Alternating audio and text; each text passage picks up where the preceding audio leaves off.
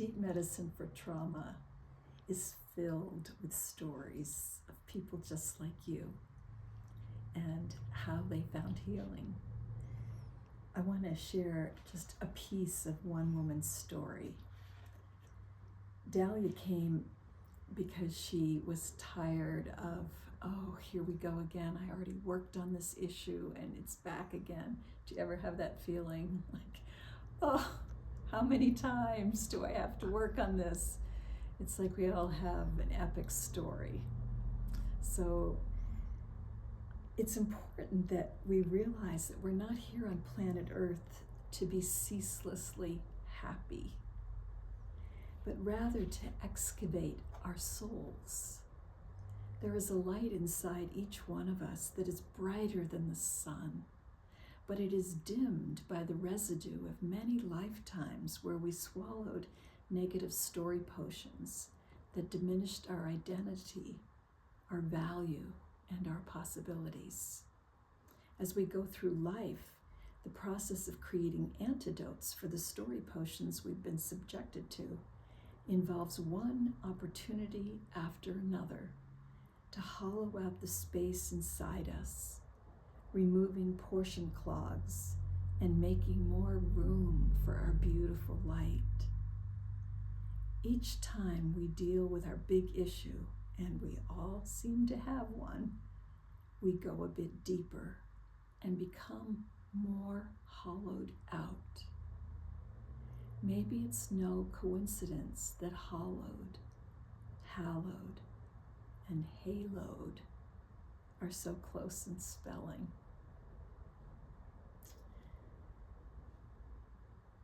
So in continuing this excavation, we return to the site of Dahlia's childhood. Despite the abuse she had suffered, the first thing she remembered upon returning to the bedroom of her childhood home was the big window and two beautiful lilac bushes that grew outside. She could smell the fragrance in her memory and began to relax and feel lighter. I sensed there was an antidote brewing.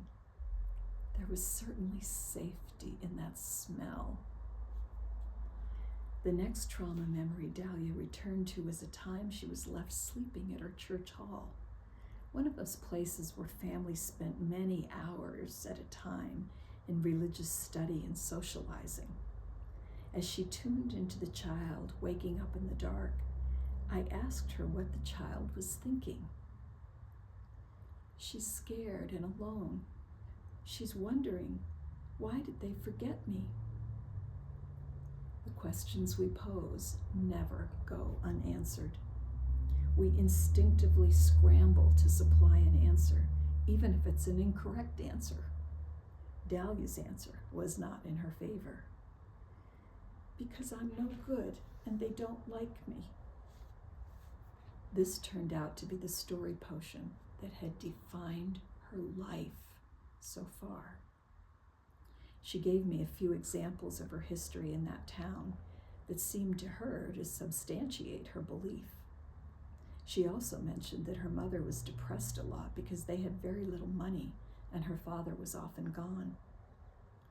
Since Dahlia herself was no stranger to depression, I asked her about her own thinking skills when she was in that state.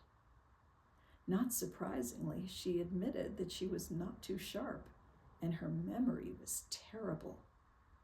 She could see that her mother may have forgotten her child because she was so depressed that her memory was shot. The beauty of recognizing such a different explanation while in a deep state is that the subconscious mind accepts it and replaces the old story with the new one. I asked Dahlia to speak to her young self and share this new way of understanding so she could affirm the truth of who she is. The words that flowed from Dahlia's wise heart were powerful, poetic, and healing, exactly the antidote she needed. Beautiful, sweet child, your mother loves you.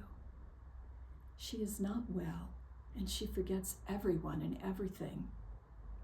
She is scared right now because she doesn't know where you are. You are very important to her.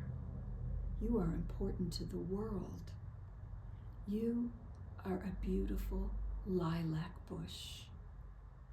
Every year, you blossom more fully and confidently.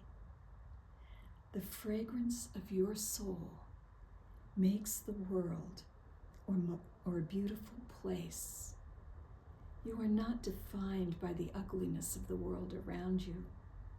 You bring the medicine of lilacs to a world that desperately needs that medicine.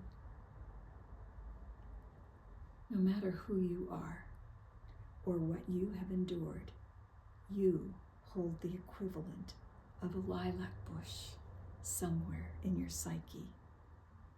As you focus on your light, you hollow out your darkness, and your name and your nature become hallowed, a medicine the world is aching to receive.